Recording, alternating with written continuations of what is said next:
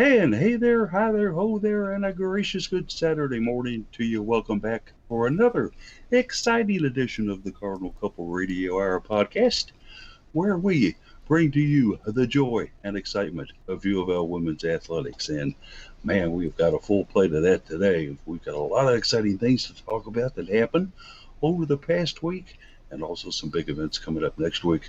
We'll try to get into all of it as we go through this hour with you.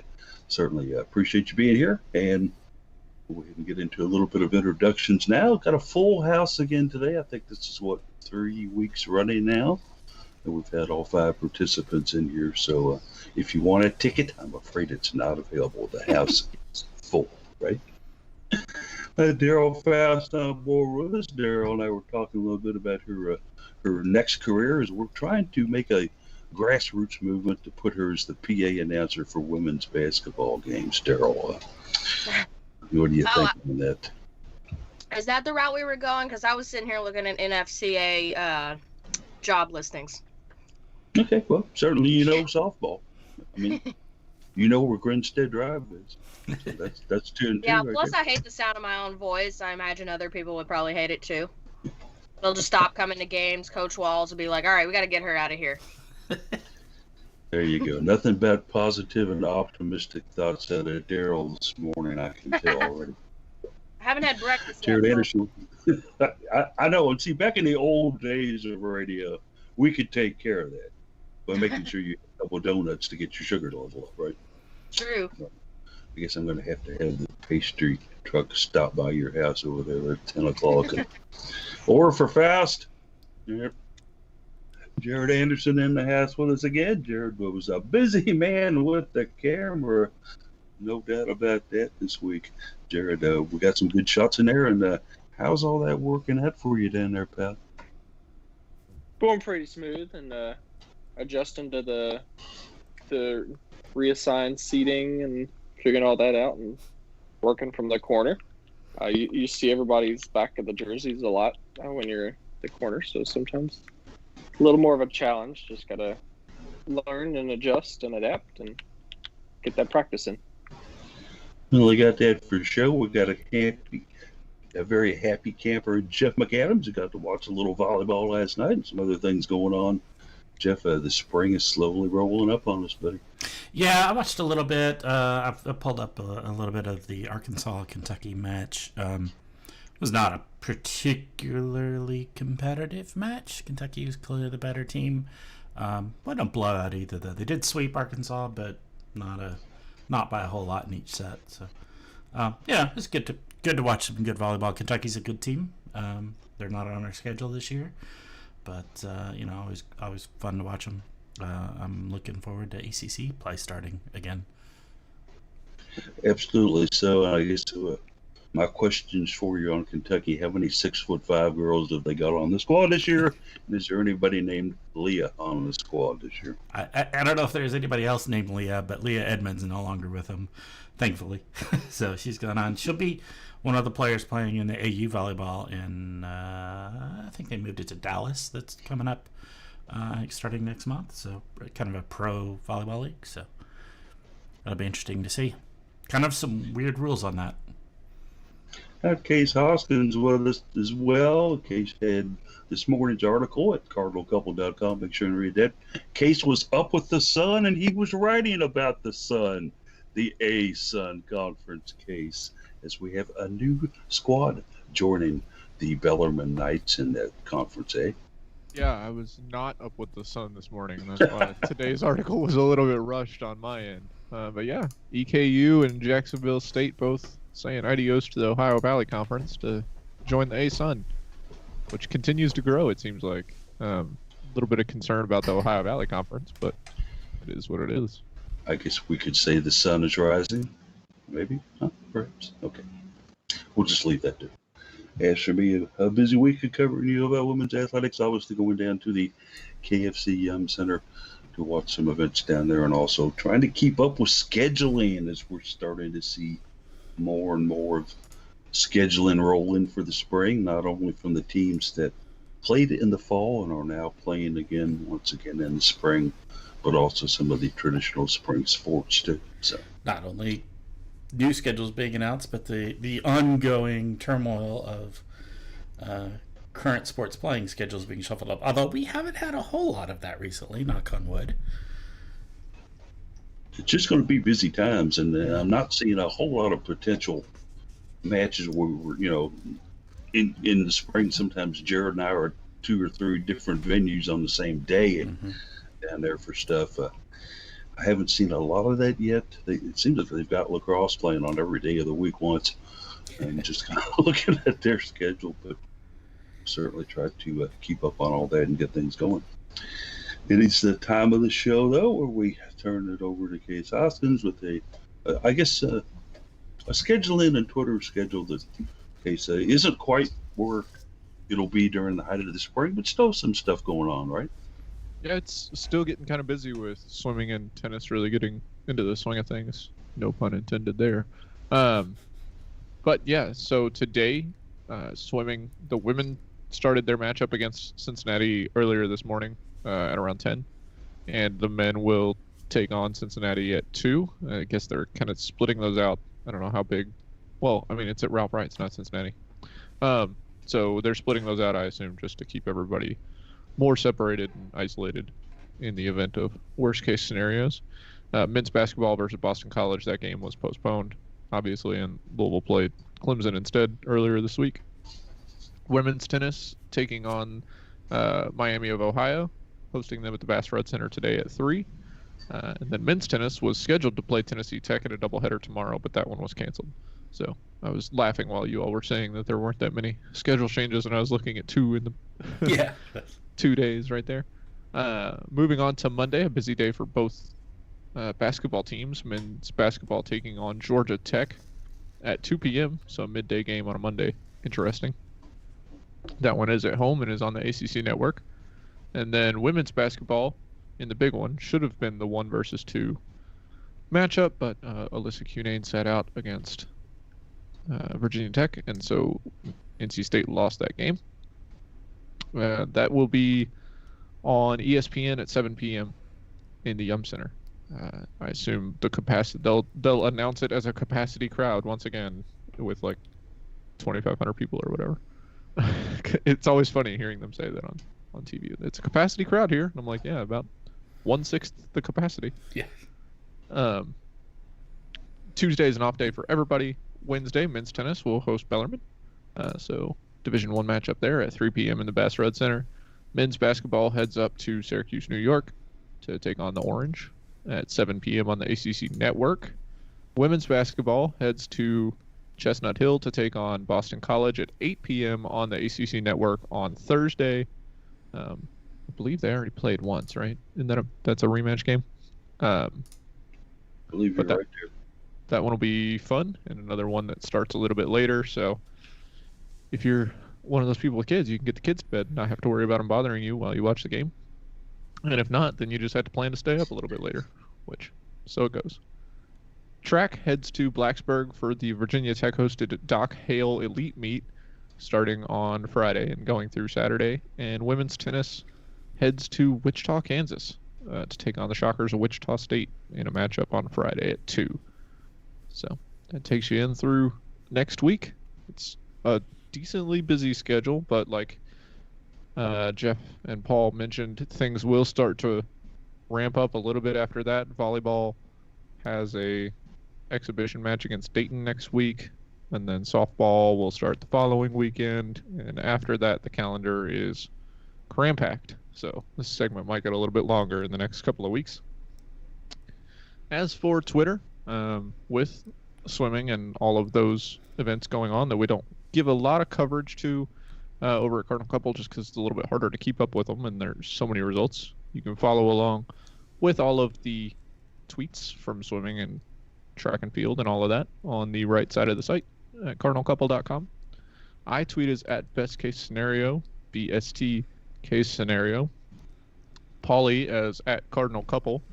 Jeff is at Card Couple Radio and at Jeff McAdams. Jared is at Mr. Anderson Jared, and Daryl is at Daryl Faust 4. We have 4 basketball games to talk about today, so I figured I'd run through those as quickly as possible. And a well done job on those, sir. We certainly had some busy Twitter, going on this week for sure. We've also had some very busy things happening in the world of University of Louisville women's basketball. The Cards started it out the day after our broadcast last week for this week as they traveled to Wake Forest off of I-40 in Winston-Salem, North Carolina. A game against a Wake Forest squad that kind of came in here, the middle of the pack, ACC. Had some scoring threats. Obviously, you had to think of Anaraza, Christina Mora, Gina Conti, another great player for them. Not only did they give the Cards quite a bit of competition in this game, Louisville found themselves staring into a massive deficit in the fourth quarter before rolling back to take a 65-63 win. And, hey, gang, I'll tell you what, this game was one that if you bite nails, you had a field day, because this was a barn burner, and certainly not enough can be said, obviously, about Dana Evans and her performances in this one. 25 points and also 4 rebounds for Dana. That's kind of like, that's a double-double for Dana with 4 rebounds in my book. Hey, Daryl, how nervous were you? I was a little nervous. My score prediction was way off, wasn't it? Yeah, we were all way off. Yeah, but like you said, the Wake had the lead late in the fourth quarter, or late in the game, early in the fourth quarter, and that's enough to give you a little reason to get a little sweaty there. But the threes weren't landing for Wake Forest, so Louisville's defense around the 3-point line is still way up there. But what a performance by Dana! That put her on the map for National Player of the Year, not just ACC Player of the Year. And she's given us a lot of confidence when it comes to these games that can go down to the wire.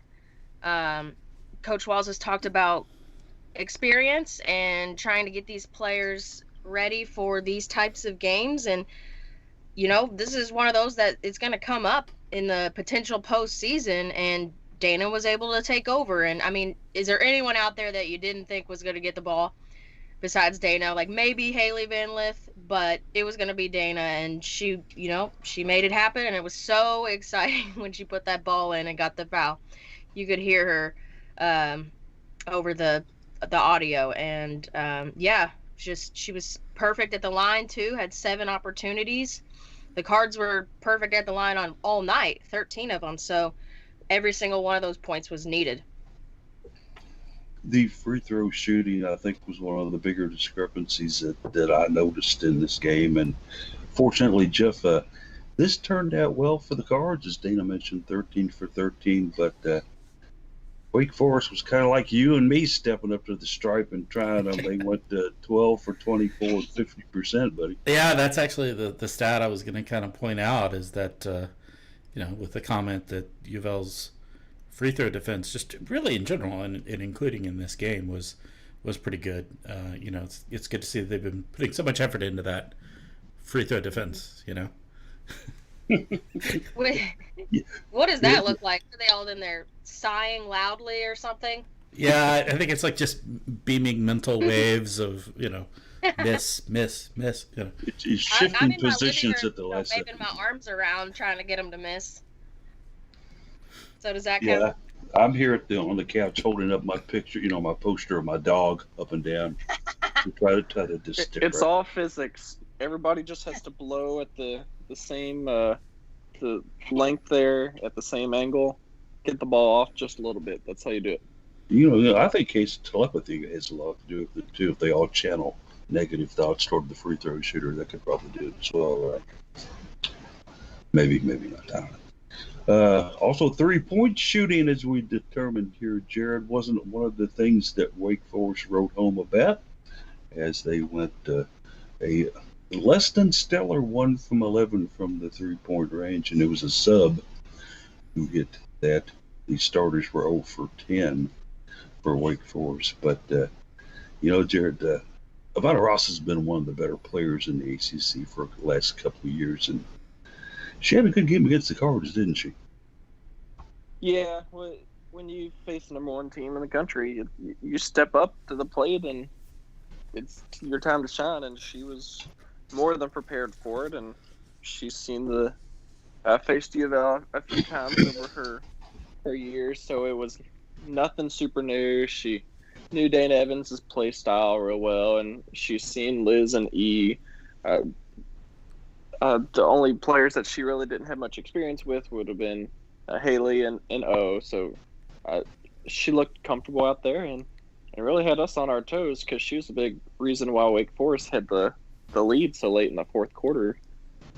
So you've got to give her credit, and I think she's one of probably the top 5, top 6 players in the ACC this year. Jeff Walls kind of lamented about the Cardinals' rebounding performance in that contest, and rightfully so, I think, as Louisville was out-rebounded 43-32 against a Wake team that wasn't really all that big, physical, and dominating down low. Raka, for example, who Raza probably weighs 100 pounds soaking wet, ended up with 13 rebounds, so much for power and might, clearing the boards out, positioning is everything, right? And then Chris Mora, who's the one you thought would probably be the leading rebounder in the game, ended up with 2. So, but in case this was a game where Walls kind of tightened up the roster a little bit, really only played 8 players the majority of the way. Was it a kind of a game where Louisville was scrambling to get back on this? I mean, they actually led the thing at halftime and led at the end of the first quarter. What your scenario on it? It was just kind of one of those games where they came out strong. Like you said, they led 16-10 at the end of the first quarter, and then Wake Forest just showed up. I mean, they were the home team hosting a number 1 team in the country. They were really excited. They've been looking for games like this. They're playing a tight 500 type season, but have been competitive in most of those games, like we mentioned last week. So they weren't going to go away lightly. They came back and they won the second quarter, won the third quarter to take that lead into the fourth. And like you mentioned, Jeff Walls really tightened things up. I think it was because we mentioned last week, if Dana Evans is not shooting well, you have to just let her shoot out of a slump, which she did from the floor, only finishing 8 of 22 from the floor. But like we talked about, 7 for 7 from the line, so that was very important. And everybody that played was contributing. Haley Van Lith had an unfortunate 5 turnovers, but she did have 2 rebounds and 2 assists to go along with those 5 points. But players like Elizabeth Balagoon with 6 rebounds, an assist, 3 blocks, 3 steals. She was everywhere. Liz Dixon still got 4 rebounds and 2 steals. Jeff Walls was playing players through fouls, I think was something that I noted here, because you got 2 players that finished with 4, 3 players that finished with 3, and like you mentioned, only playing 8 players. He was really tightening up that roster, like you mentioned, and making sure that the starters and the first players off the bench were going to be the ones that were going to pull Louisville through to the end. And I think we saw the other night against North Carolina that's unfortunately how things might have to be going forward. If he can't depend on the substitutes to bring things home, then it's going to be interesting. Interesting indeed, as the Cards survive the Sunday scare and leave the state of Carolina to come back to Louisville for a Tuesday afternoon game against a Miami team that has had some ups and downs this year. Certainly has been a team that's been competitive against some and not so competitive against others. Definitely has a very, very great coach in Katie Meyer. They also decided that they were going to come in and give the Cardinals just a little bit of a worry as well. Daryl Louisville looked to be kind of in control of this one early, maybe 22-13 at the end of the first quarter, still up by 8 at half, and a scenario we saw at Wake Forest and unfortunately saw here as the Miami Hurricanes decided to make a game of it in the fourth. Yeah, the largest lead, 16. late in the third quarter. You know, that game was like 4 o'clock in the afternoon, so I got to catch the first half at work. Caught the second half on stat broadcast, so kind of hard to follow. But, yeah, I mean, you think you got a good lead at halftime, and then you see that, oh, Miami wanted to make it a game too. You got that number one ranking, and you're a target, so everybody's going to give you your best game. And again, it was just another one of those games where, you know, Dana, you know, put on a show where she had 20 points, but Elizabeth Dixon had 21. I mean, she had a great game. She was 6 of 7, and she made all the difference. And you got to talk about the bigs for Louisville. Olivia and Elizabeth are doing big things under the basket, and their shot selection is amazing. Olivia was 3 for 3 too. So the time that they are on the floor, they're making a huge difference for this team. Yeah, go back and take a look just at this first quarter and the presence of Liz Dixon in this. You know, she played only 11 minutes out of 20. Okay, she goes 5 for 5 from the floor, 3 for 4 from the free throw line, 7 rebounds and 13 points in 11 minutes. Case, how about that for staff study? Yeah, I mean, like you mentioned, it's an impressive set of stats, and it's what you're going for when you're trying to put players on the floor. And I don't know what else you're looking for other than a like you mentioned, a stat line full of statistics and numbers. Other than fouls and turnovers, you don't want those, but all the other ones, it's positive to not have zeros. Jeff, the free throw defense was excellent again against Miami. Obviously, Walsh has been spending a lot of time with that as the Canes went a mere kind of worrisome for them, 12 for 18 from the free throw line. That certainly would not get them a letter in the Fred report. Yeah, it's a little below our standard for the F in the Fred report. We do have a 70% standard on that. So a little below that, a little concerning. It wasn't quite as bad as the Wake Forest matchup. Probably the ugly mark for Miami was the third quarter, where they went 2 for 5. Some pretty critical misses in there, too, that I think really kind of had the effect of shifting the game a little bit. So, yeah, free throw defense is strong here. It's let's shout them out for it. Maybe we can call this the McAdams Trophy for the player with the best free throw defense. How do you assign which players getting the free throw defense? Is it just who's on the floor for the most? Hey, that'd be a pretty tough one to figure out. Who's on the floor for the most on the line? Maybe because versus the players that are back behind the 3-point arc. Maybe, I don't know. Sounds like a challenge. Yeah. I mean, you have to watch the replays of all the games to know who's. Well, yeah. I mean, to some degree, it would be subjective, like the other, the big awards. But yeah, I just think it would be fun. I mean, absurd, but fun.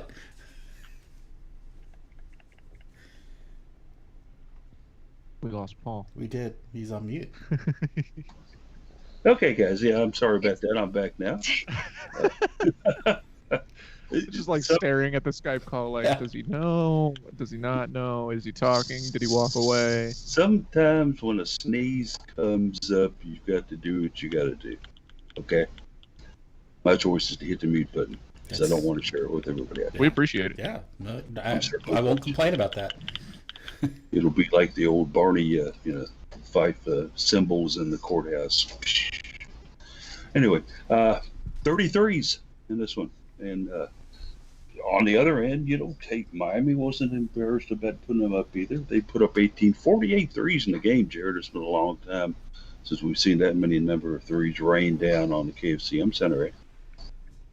Yeah, and we were not shooting the three very well for how well we normally shoot it. And I thought that was a pretty major factor on some of our issues we were having down the stretch. But then you look at Miami, who is one of the worst three-point shooting teams in the ACC right now. They put up almost the most in the conference, but they don't fall. and it was one of those that they shot roughly pretty close to 50%. So I don't think we were fully prepared for that. Plus, sometimes it's just how the cookie crumbles, how the shot falls. So it was working out in Miami's favor, and it kind of had us on edge for a little bit there. The Cards did look just a little bit better, I think, in this one, Jeff, rebounding wise, as they did out rebound Miami 34-32. But once again, a big three for an opponent. In this case, it was Marshall, Van Du, and Banks who jumped in there and combined for quite a few, almost 50 points almost of Miami's total of 73 against us. But somehow, some way, Louisville survived the fourth quarter and got this win. A game where obviously we've talked at length about Dixon in here, but maybe a little bit further on Balogun. She's really started coming into her own these last couple of games, hasn't she? Yeah, she's really stepped up. I didn't catch who you were directing that to, but she's really, in the past couple of games, I think in particular, she's in this guard squad that we talked about and have been talking about all season. She's listed as a guard, but she's a long guard, right? She's got a long wingspan. She's fairly tall for a guard. I think she plays more like a forward, but, okay, whatever. However you want to list it, that's fine. But she's making her presence. I mean, she's been one of our best rebounders on the squad for the whole season, and even I think last season as well. So, she has a presence in there. So, I've been impressed with her. I've been impressed with the big play this season in general. Early on, the discussion was all around guards, and all of a sudden now you're seeing in the past few games, hey, the bigs are showing up and saying, hey, don't forget about us. Dead legs, Jared. Cards appeared to have dead legs in that fourth quarter, going a mere 3 for 12 from the floor. Didn't hit a single three in that fourth quarter that Miami won. It was maybe just a case of being worn out in that fourth quarter because the Wall stayed pretty much with just an 8-player rotation. Yeah, they played, I think 13 games in January now. Excuse me. And that's a lot. You're looking at playing, I guess at this point, 28 days, 27 days through January. You're playing a game every other day on average. And that's exhausting on you. You don't have that time for your body to recover like it normally does when you look at your normal Thursday, Sunday schedule, where you'll have 2-3 days in between each time. And when you're playing, and then you turn around and play 2 days later, and you turn around and play 2 days later, and on top of that, you're traveling from Wake Forest to come back up to Louisville, and you're just on the go all the time, and your body doesn't get that chance that it needs to. It's like when you hear about people going to the gym, they're like, you need to have those rest days to help your body recover, your muscles recover. You're just not seeing that right now because there's no time built into the schedule to do so. So it's tough on the team, and hopefully these couple of days of rest they've got coming on this weekend with Friday, Saturday, Sunday, maybe they'll have fresh legs for Monday. But even then, you've played so much, it's going to be exhausting for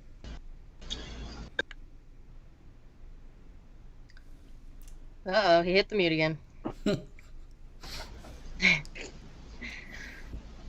Got your allergies? Oh, the allergies are really getting him this week. Yeah. It's that Is changing it a weather. sneeze button? Or a cough button? Sorry, gang. I'm sorry. I've got something up the nose here, or going on with the Somebody get Paul some Kleenex. the nasal tract. Give me a Sudafed and a box of tissue or That's- something. But How's the old song go? May the bird of paradise fly up your nose.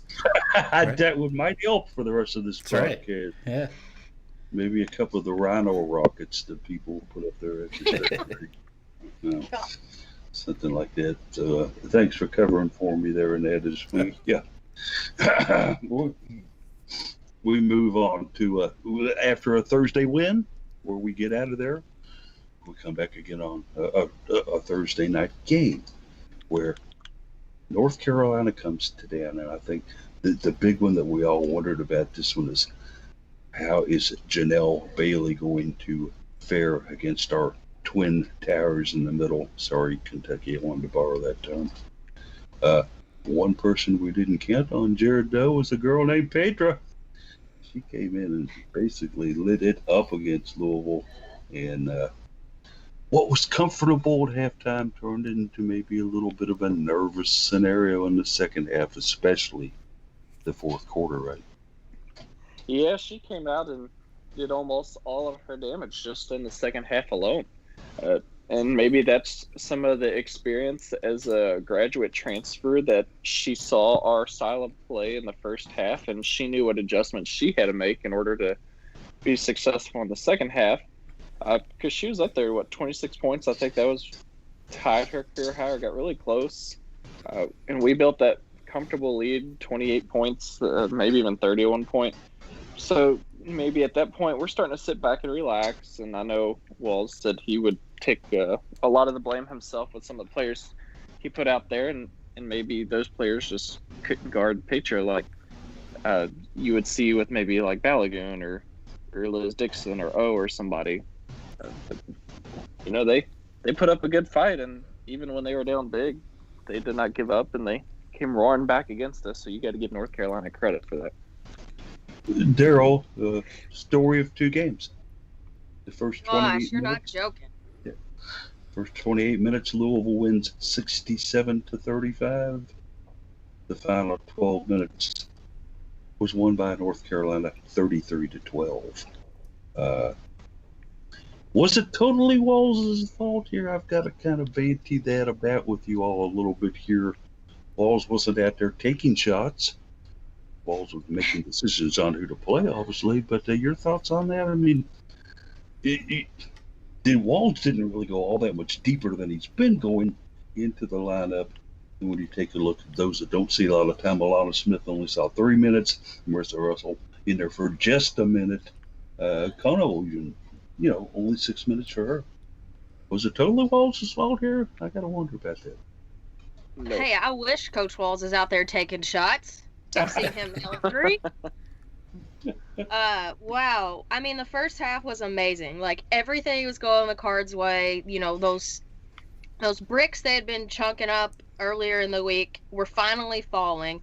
It was so much fun to watch. I mean, how many points? 30 points in the first quarter, 25 in the second, to make it 55 points total. And I don't even think the men scored that many total on the night before. So a great halftime score. Is that me? No. Did I No, miss- that was Paul. Something happened. Come on, Paul. Either the sneeze button for whatever just happened. But yeah, I mean, is there anything better than Olivia Cochran nailing a three to end the quarter or in the half? I mean, what can you do if she's hitting the three ball? Right. I think it was Balagoon, Olivia, and Dana all had a three in about a minute span in the half.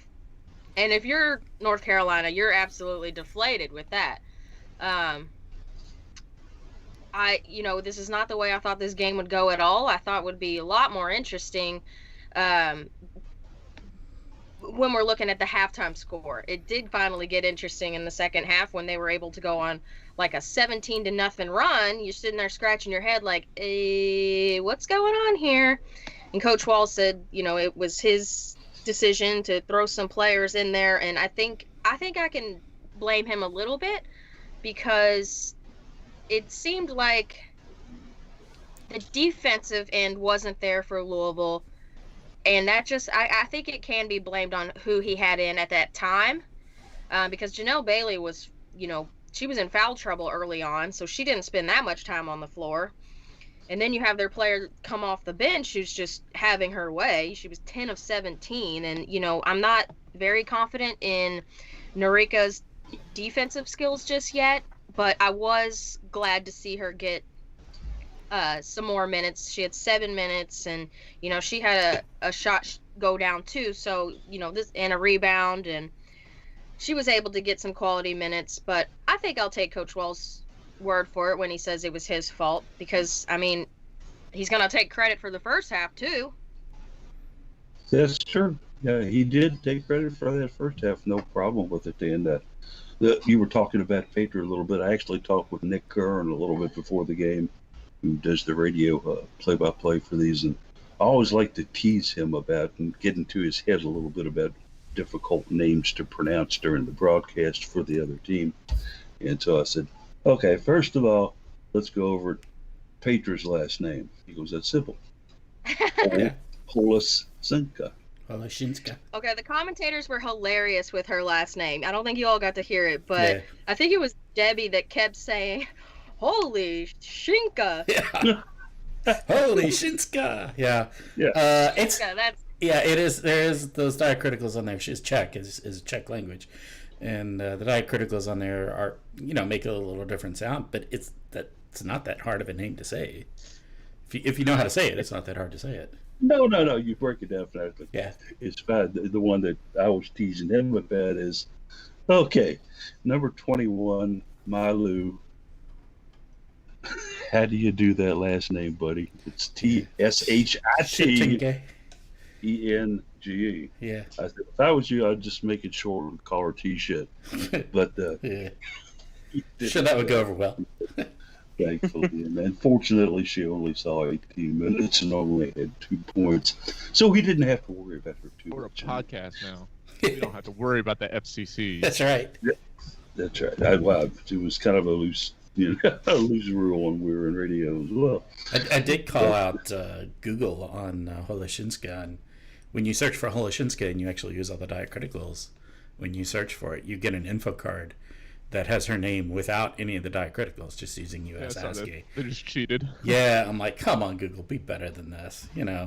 I take note that the box score, the non-PDF version of the box score, at least doesn't just squash it to ASCII, but it does show question marks for the diacriticals. Yeah. So it doesn't quite have it right either. So we don't know what to tell you about this girl. Yeah. She came over here, from Czechoslovakia. Spent a lot of time in Illinois. We're just going to call her Petra. I don't think she's been alive since the country of Czechoslovakia existed. So, She's still in college now, so probably not. No, right? Because it was, what, 1991? Somewhere in there? Yeah. That they split? 29 years ago. Yeah. Yeah, I doubt she was there. Yeah. That's for sure.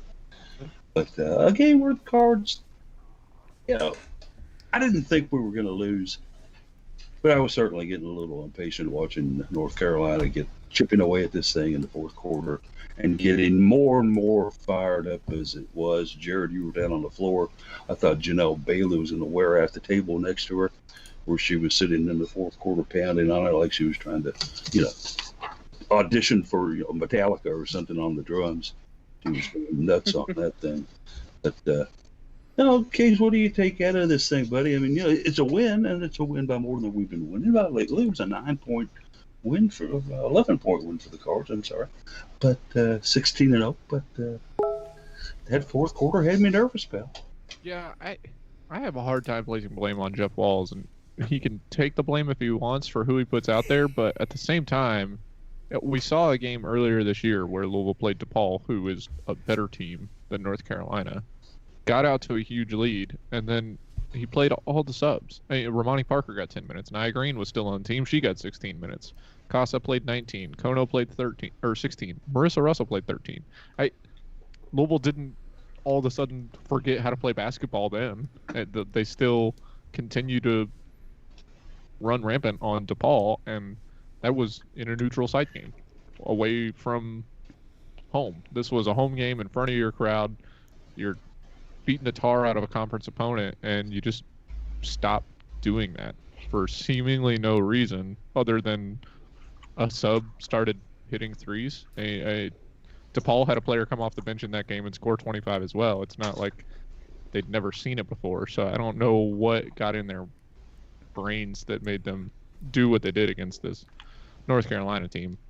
You can probably attribute it to some fatigue. They played 3 games in 5 days, and since he was using a short bench in all those games, that's why your starters are still struggling to play defense when you leave them out there.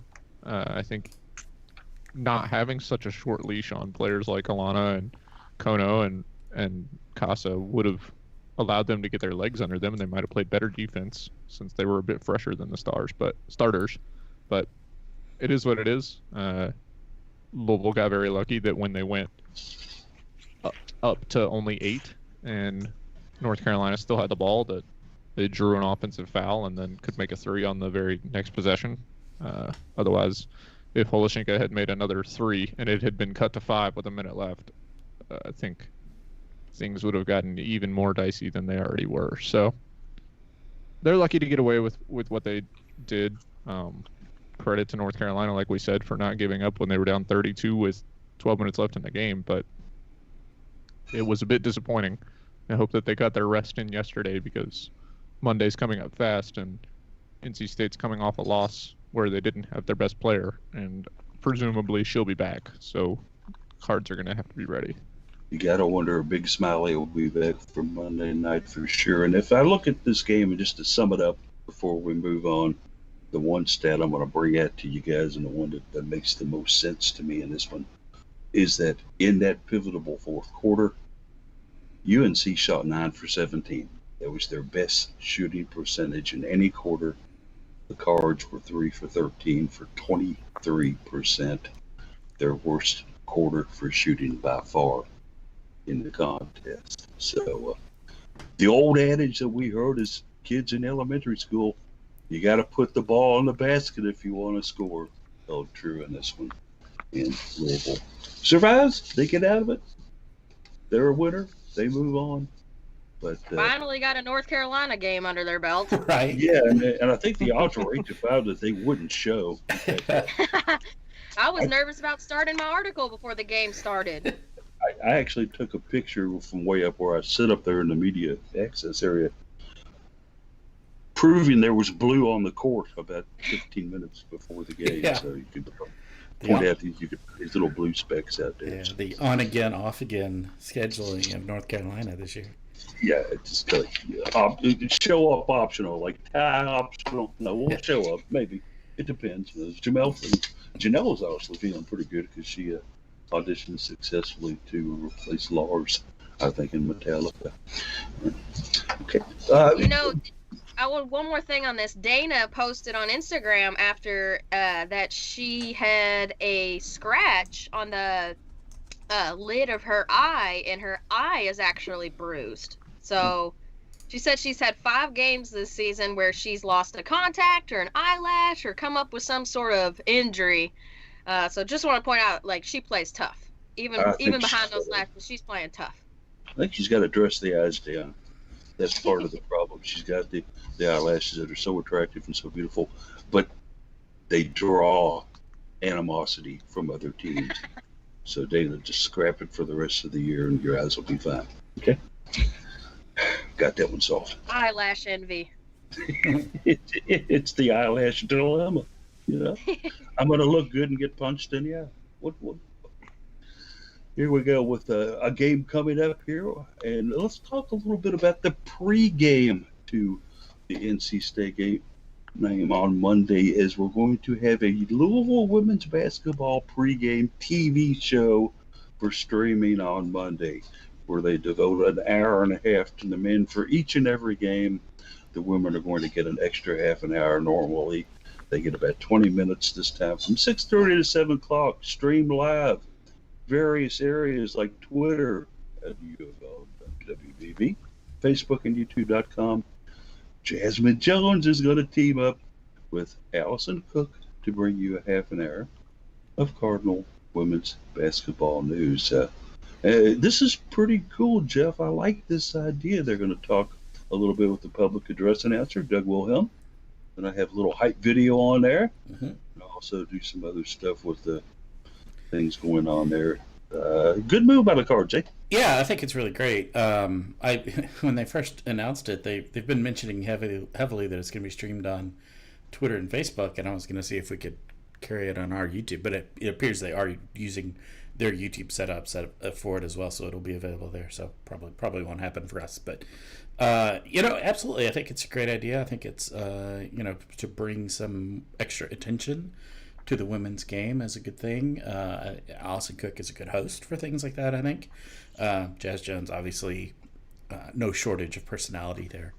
They're also going to be sharing some of the Dana Evans Player of the Year candidate hype videos that teams always put together for the really good players, kind of to lobby for their players for these Player of the Year trophies. So it'll be a good chance to look at Dana's career and her expertise and probably some about her background, I suspect we may see in there. So I'm looking forward to it. This should be pretty cool, pretty fun to watch. Jared, you and I will probably miss the vast majority of this if we catch any of it at all, due to what we've got going on at the event, at the venue for the game itself. But I think it's a great thing for the fans and certainly a great thing for Louisville women's basketball. Oh yeah, the fans will be more than thrilled to see Jasmine Jones back and talking on the show here, just kind of like giving a little preview. But I think it's also, you're giving your women's basketball program exposure the same way you focus the exposure on your men's program. So in a way, to me, it's kind of silly we had to wait until we were number one in the country and facing a top 5 opponent to do so. This is something I feel like we should have been doing a long time ago, but it is nice to see that we're finally instituting that. And I'm sure it'll be a test run, see how Monday goes, if we want to continue this in the future, kind of depending on maybe like the success of the team and the interest and so forth. But I'm excited I probably won't get to hear it until Tuesday afternoon, but I'm excited to see this happen. And if Louisville should happen to lose Monday night, we know who to blame it on now. Allison. We'll put it on Jazz and Allison, right? Yeah, and in case nobody, if you're not familiar with Allison Cook, she is the assistant director of brand marketing at Louisville, doing that job. And if you'll remember back to the old days when we had people in the KFCM Center, she would run the timeout promotions from various spots inside the KFCM Center, usually screaming at the top of her lungs about a fun game or something that was going on promotional-wise. So there you go. You'll get to see her on screen. Yeah, she's worked with a lot of the other sports as well. I know she's done quite a bit with volleyball when I've been there. I think she started at baseball on top of the dugout. Yeah, I think so. And baseball, and then I think she's also done some stuff with softball too. So we've seen her at softball. Yeah, been involved in a number of different sports. So there you have it. Allison and Jasmine will be bringing all that to you. Should be fun. I'd like to get your all's feedback on that next week. Mm-hmm. The majority of you will be able to see that, as Jared and I will be trying to soothe the savage beats down there and see if we can. I hope Miss Wolf shows up, because Jared, if she does. I want to know what is on ESPN at that time, because we're on ESPN2. So what the heck are they showing on the big channel? Because this could have been a potential number 1, number 2 matchup, and I mean it's still got the appeal of it. I think it's for the lead in the ACC, and North Carolina State is still a good team regardless of them getting their first loss this week. I just want to know what the heck is going on that main channel that they can't put a women's basketball game on. My guess is they brand it so much as Big Monday, and they've done that for several years. My guess is they probably got a men's game. Are you sure you want to know? Yeah. Let's hear it. Case has got it. Go, Case.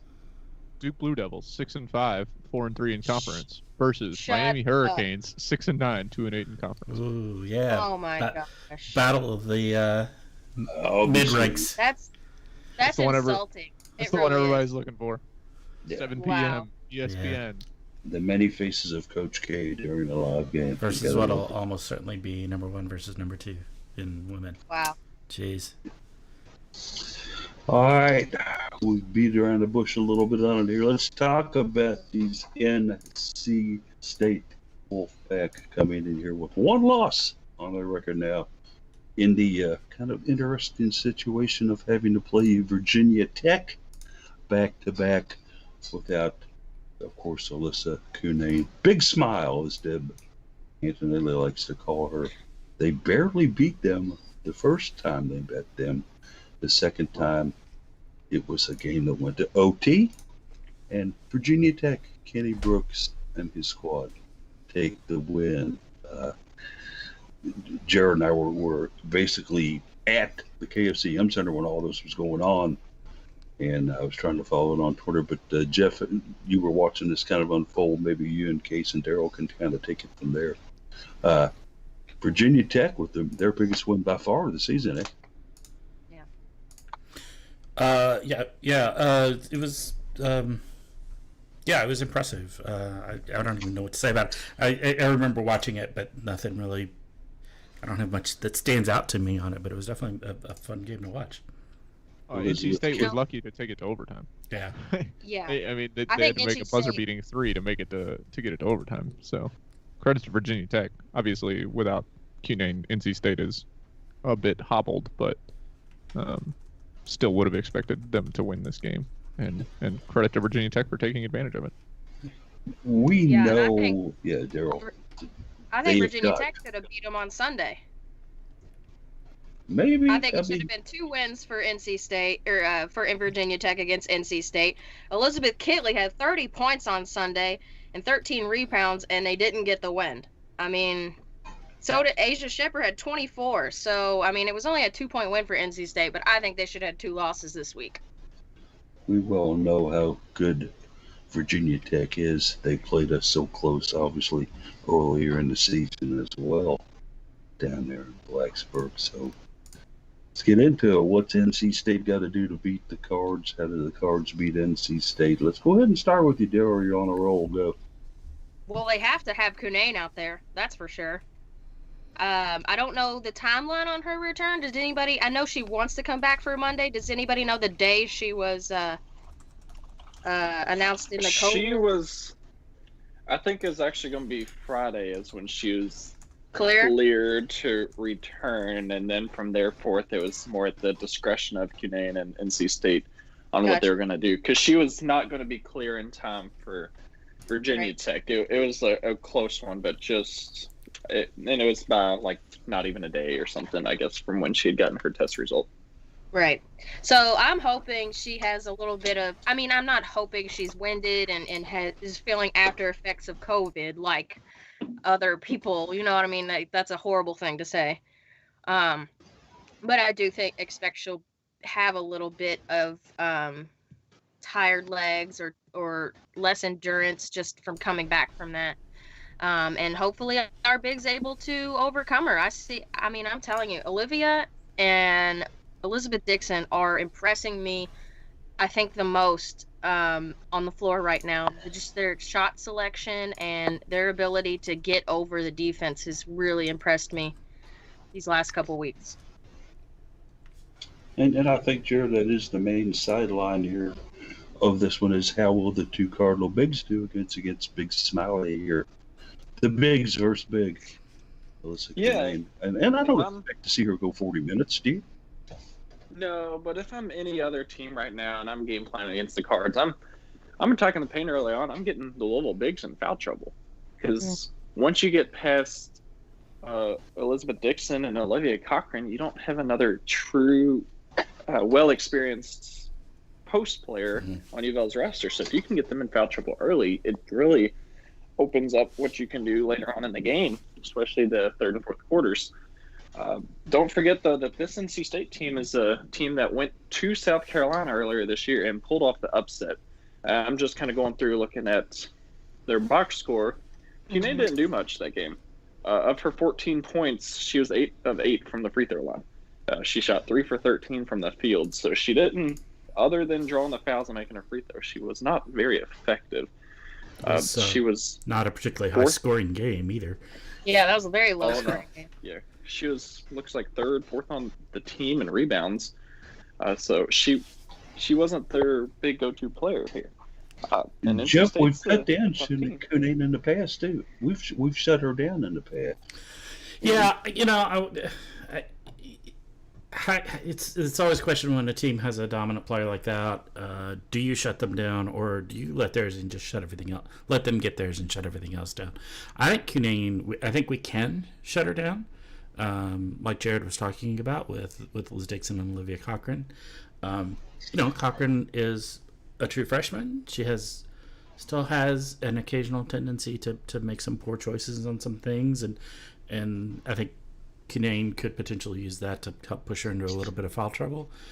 Liz Dixon is a little less so in that respect, but I also kind of think Dixon doesn't quite have the soft touch that Cochran does around the basket, so maybe sacrificing a little there. So, that's going to be a battle on whether you can shut her down or maybe even just slow her down and say, okay, if you're going to beat us, you got to use some other assets. You're going to have to go out to your outside play and your guard play, and we know our guard play is good. We know, and we certainly have depth there to throw against them. So, yeah, I think that's going to be a critical thing on how this game goes. I don't know what you game plan for it. Do you try to stop her, or do you let her get hers and just shut everything else down? I don't know. An interesting dilemma indeed, Case. The cards here, I think, in this one also, we've had so much Evans magic here this season. Is Dana the key for Louisville to win this one, Case? Well, Dana's the key for Louisville to win every game. We talked about it last week, that if she's not shooting well, you just kind of have to let her keep shooting and hope that she comes out of it, because if she doesn't, there might be a problem. She had to step up against Wake Forest. She had to step up against Miami.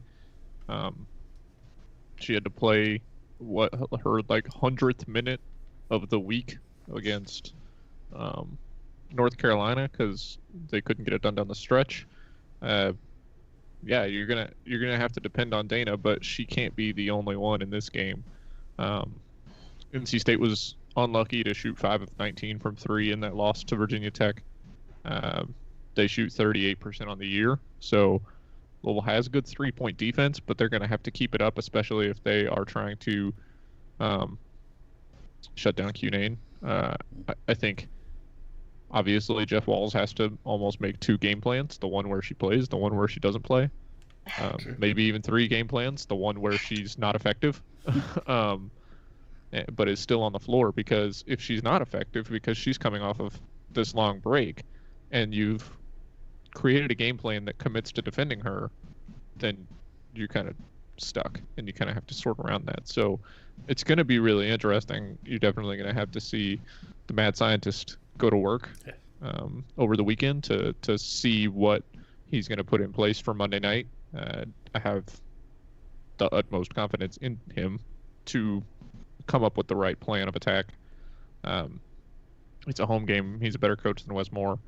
Louisville is the better team than NC State. I think we've all thought that for the entire season. NC State's a good team, not to take anything away from them, but Louisville's the better team, and they should be able to manage no matter what NC State throws at them, as long as they can play their game. Yeah. If they didn't get rested and they aren't prepared for Monday, then it could be a problem. But as long as they can play their game, then they should be okay. Yeah, I was going to jump in and point out the mad scientist aspect of that. I'm glad you brought that in there. I agree with that completely. That Jeff Walz is a masterful on-court adjustment coach. So I think there's an opportunity to make a game plan, and depending upon what Cunane is capable of doing or is doing in the game, to adjust for that on the fly. I'll also point out, we're talking about Dana Evans being key to the game, and there's been some discussion and commentary about her having been in a little bit of a shooting slump. And the games are talking about her being in a shooting slump. She scored 20 and 25 points, right? It's not like she's not still getting a lot of points in this. She's not shooting the way we expect.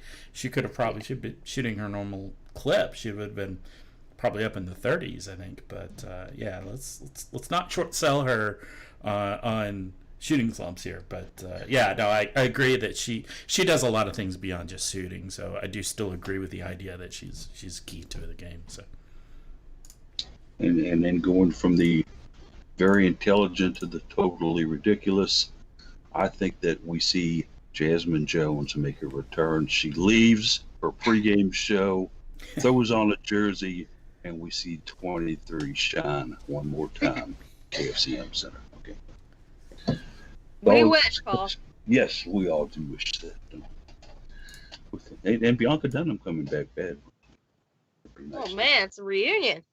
Yes. But we've talked it, we've hyped it. It's time to predict it. Case, winner of the last two prediction contests we've had here on the score of the game, NC State case. What you got for me? These teams I talked about, they're both really good teams, and they're very similar. Louisville's averaging 82.5 points a game. NC State's averaging 81.8. Louisville's allowing 60.8 points per game.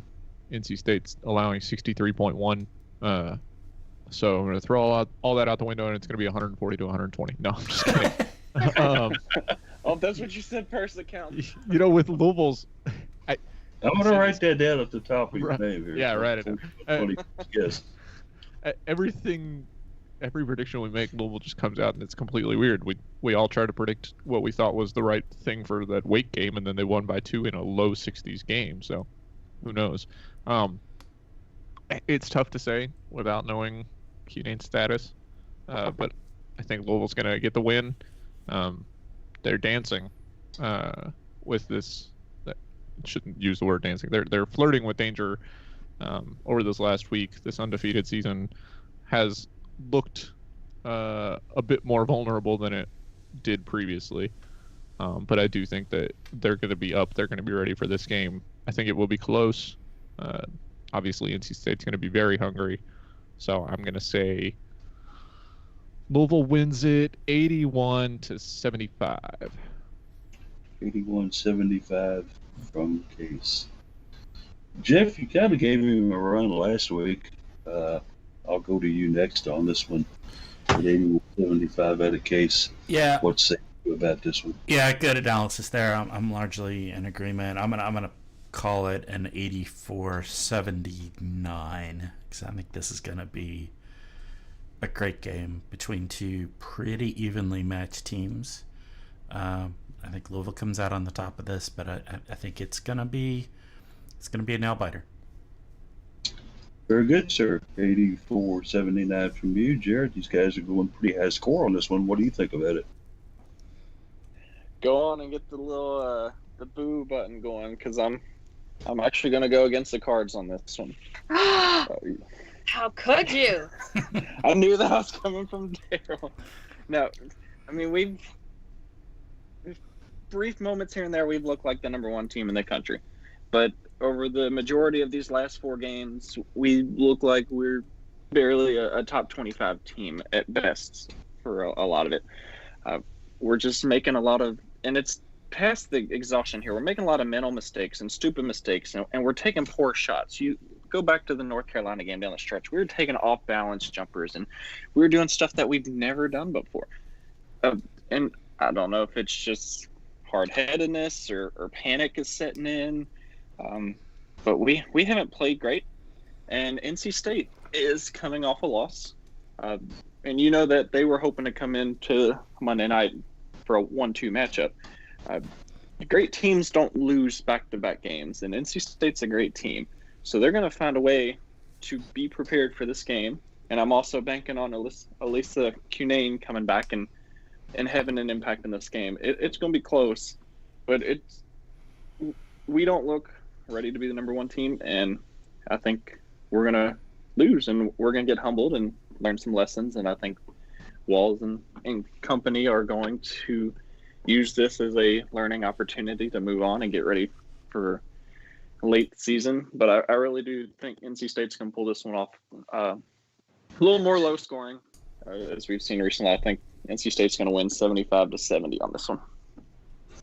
70-75 NC State out of Jared. And, pal, if you thought your photography arrangements were bad before,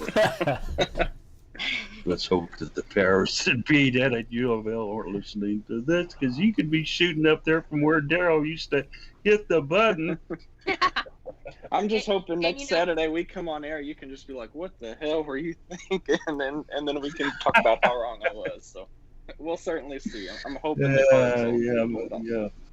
And you know what, Jared? If they put you up there, they pull the curtains back for the women's game, so you're going to be getting a bunch of black photos. I'll find a TV screen and take pictures that way. There you go. Where there's a will, there's a way. I know Daryl always likes to go last and think about these and throw something totally ridiculous or unexpected at me. So I'll go ahead and get mine out of the way too. I do expect a very close game. I do expect Cunane to play and be effective. However, one thing NC State does not have is Dana Evans. I'll say it out loud and be proud of saying it. And it'll be Dana, once again, delivering her delicious dilemmas to their defense and winning this one for the Cards. I'm going to call it 67-64 Louisville over Miss Wolf and her Really dear. lower scoring. Hey, I'll tell you what, I'm thinking some defense in this one here. He's I thinking the really defense averages come out more than the offensive averages. Mm-hmm. I'm thinking so. I mean, it's just Walls isn't gonna, be allowed anything easy in this. Of course, I've been so far off the last couple of weeks. Take that and go to the bank against it, okay? All right, Daryl, we got 4 pretty good predictions in here. Now we'll go from the sublime to the ridiculousness. What do you got for me? Yeah, I like to hear everyone's reasons first before I make my decision. But I'm going to disagree. I think you got 3 good predictions and 1 crappy one. I saw that coming. Hey, everybody who had the crappy one, take one step backwards. Jared, stay where you're at. But I'm with you, Paul. We have Dana Evans, and, I think this is going to be the game where she starts to get all those shots to fall because, yeah, she's got 20 points in almost every game as of late, but the numbers aren't exactly in her favor. If she's got 5 shots made, it's like maybe 2 or 3 of them are threes, which is great, but she's attempted 15. So, you'd like to see a few more of those fall, and I think she's going pedal to the metal here on out. It's the beginning of February. We are looking at postseason, and I think in her mind, it's still going to be the number 2 team in the country, and she's going to put on a show. So I think it'll be more high scoring because Cunane's definitely going to get hers.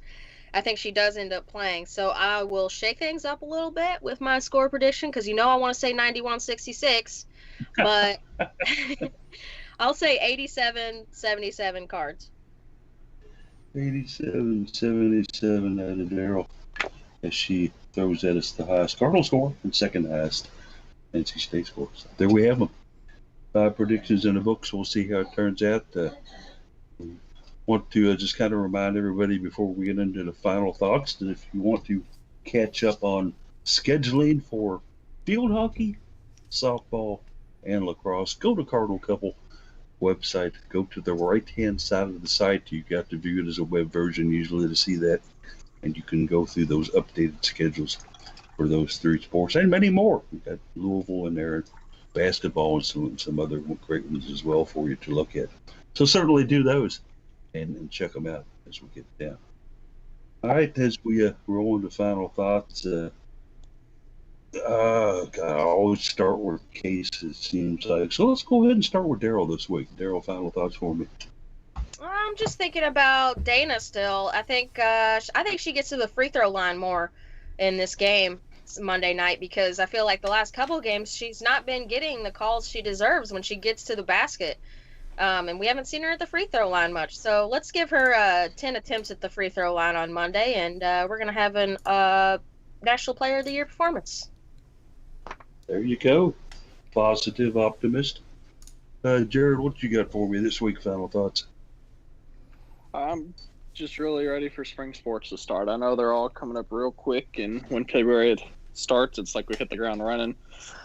Just excited to see a lot of these teams that had their seasons cut way short early last year finally get to take the field again, and much anticipation and excitement. So I'm happy for them. Good words indeed. I would too look forward for those. Jeff, final thoughts? Yeah, similar to Jared, but I just look forward to spring. I'm tired of being cold. Me too. I'm freezing right now. Yeah. If you wear pants instead of shorts, you might stay warmer. I have blue jeans on right now. So, spring sports coming. That'll be a lot of fun. It's going to be interesting, particularly for me to see like spring volleyball that actually matters as opposed to just glorified practices. Also, quickly to follow up on a brief point earlier, Czechoslovakia broke up on January 1st, 1993. It was a couple of years off. So, anyway. There you go. You not only sports but history here. Yep. Real-time follow-up is what we call that. Yeah. Absolutely. CNN, eat your heart out. We got you, baby. I'm also, like Jeff, I've been wearing the puffy pajama pants a lot in the morning, too, and I'd be happy to trade those in for something sleek and shiny, okay? Case, you need a minute to think on yours. I'm ready to go with mine. I'm ready. Fire away then, bud. Looking forward to Amina Ekic not getting the Mac Herman Trophy because she's not going to play in the spring. But she was named to the watch list for the 2020-2021 Mac Herman Award, which is very weird for that watch list to be coming out after the majority of the teams played most of their season. And then most of the players that were drafted in the NWSL will not be playing. So I guess most of her competitors won't be putting in any spring season performances either. So maybe she's not at such a disadvantage, but it's still a great honor to be named to the watch list. She may make it to the finalist list or semifinalist lists again, which would be great. So Mac Herman, for anybody that doesn't know, is like the Heisman of soccer. So it'd be a great honor just to be recognized for it, even if to not win it. And here I was thinking it was a variety version of the Big Mac in certain areas. The Mac Herman is on the menu. Final thoughts out of me, though, and not to bring everybody down or anything at the end of the show here, but I do want to continue to wish best wishes and a recovery for Dana, for Dana's best friend for so many years down the UofL, Asia Dewar, who left Louisville with so many great memories, so many great things that she put down in her career. Went to the WNBA, was a can't miss prospect. I think she was picked second overall in the draft. Had a pretty good season before it was cut out by injury, and then they had to unfortunately sit out first from the injury and now from COVID. But folks, COVID is real. It's out there, and it can affect even the healthiest of athletes. Use Asia for an example here. She's had some struggles. She's still having struggles. She may be continuing to have struggles for a long, long time. So certainly thoughts with Dana Evans. My heart goes out to her and the family. I keep on saying Dana Evans, and I don't mean to do that. I mean Asia Dewar. Dana's on my mind, so she must be having a big game in store for us. But Asia, we're all thinking of you. Certainly hope that you beat this thing and can get back to what you used to do. It may be a long process, but if anybody can do it, you certainly can. No doubts about that. All right, so there you have it. Another exciting week detailed for you, and it was all, I know, women's basketball again, but it seems to be what's out for dinner. We seem to like to talk about that here, and I think it's what most people like to hear right now this time of year anyway. So we'll have a great week of it, hopefully, for everybody, and we'll see you next week here at 11 a.m. on the Cardinal Couple Radio Hour podcast, unless you know something I don't. Signing out from the front window where I see the tow truck, it's Paulie. We'll see you next week. Go Cards.